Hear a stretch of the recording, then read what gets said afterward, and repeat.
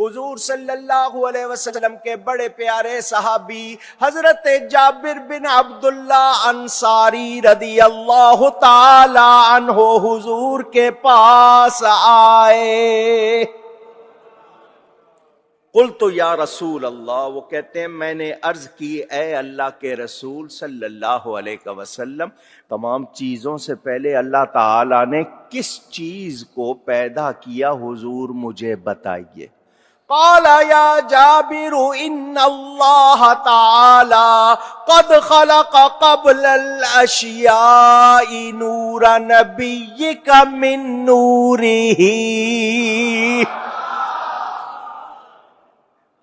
اے جابر، بے شک اللہ تعالی نے تمام چیزوں سے پہلے تیرے نبی کا نور اپنے نور سے بنایا. فجعل ذلك النور يدور بالقدرة حيث شاء الله ولم يكن في ذلك الوقت لوح ولا قلم ولا جنة ولا نار ولا ملك ولا سماء ولا أرض ولا شمس ولا قمر ولا جني ولا إنسي. اب اس کا ترجمہ سن لیں، ویسے تو سمجھ آ گئی ہوگی. اللہ تعالی نے وہ نور قدرت الہیہ سے اللہ نے جہاں چاہا وہ نور سیر کرتا رہا.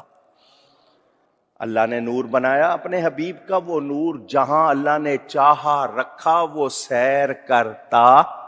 اب ذرا اردو سن لیں، میں نے عربی سنا دی، دھیان سے سننے. فرمایا اس وقت نہ لوح، نہ قلم، نہ جنت، نہ دوزخ، نہ فرشتہ، نہ آسمان، نہ زمین، نہ سورج، نہ چاند، نہ انسان، کچھ بھی نہیں تھا. اللہ تھا اور میرا نور تھا.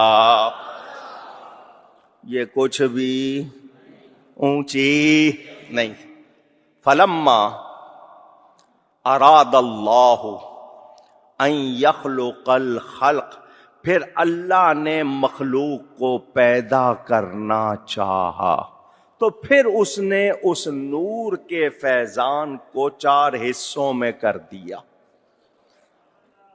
نور کے 4 ٹکڑے کیے. ٹکڑے کا مطلب نور ٹکڑے نہیں ہوتا، اس کے فیضان کو 4 ٹکڑوں میں کر دیا. پہلے حصے سے قلم، دوسرے سے لوح محفوظ، تیسرے سے عرش، اور چوتھے کے پھر اللہ نے 4 حصے کر دیے. حضور کے نور سے پہلے سے کیا بنا؟ لوح، قلم اور عرش. رب کا عرش بھی بنا تو میرے نبی کے نور سے بنا. لوح محفوظ کہتے ہیں اللہ کے سوا کوئی دیکھ نہیں سکتا، بنی میرے نبی کے نور سے ہے. وہ قلم جو لکھتا ہے اس پہ جس نے سب کچھ لکھا وہ بھی نبی کے نور سے بنا.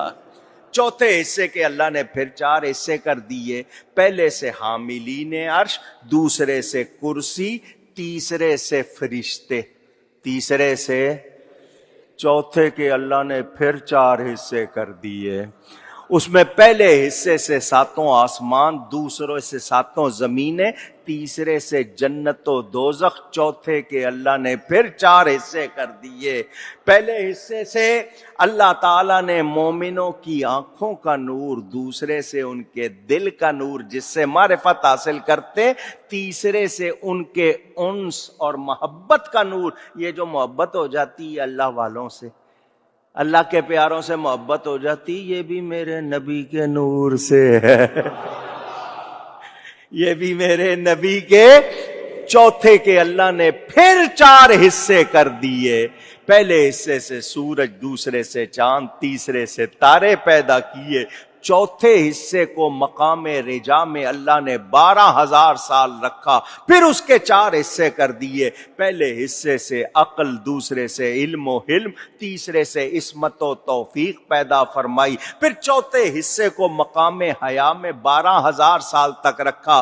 پھر اس کی طرف ایک ایسی نظر بنائی، اللہ نے نظر فرمائی کہ اس نور سے 1,24,000 قطرے جھڑے، ہر قطرے سے اللہ نے نبی بنائے. انبیاء اجزا ہیں تو بالکل ہے جملہ نور کا. اعلی حضرت نے جو لکھا قرآن حدیث کی ترجمانی کی ہے. اور حدیث میں آپ کو سنا رہا ہوں، ابھی پوری نہیں ہوئی. آپ کو بتایا نبیوں کا ذکر سنا، اللہ نے ہر قطرے سے نبی اور رسول بنائے، پھر انبیاء کی ارواح نے سانس لیا. اللہ نے ان نبیوں کی سانس سے قیامت تک ہونے والے سعادہ سعید کی جمع، نیک بخت، شہداء شہید کی جمع، اور اطاعت کرنے والے مومنوں کی ارواح کے نور کو پیدا کیا.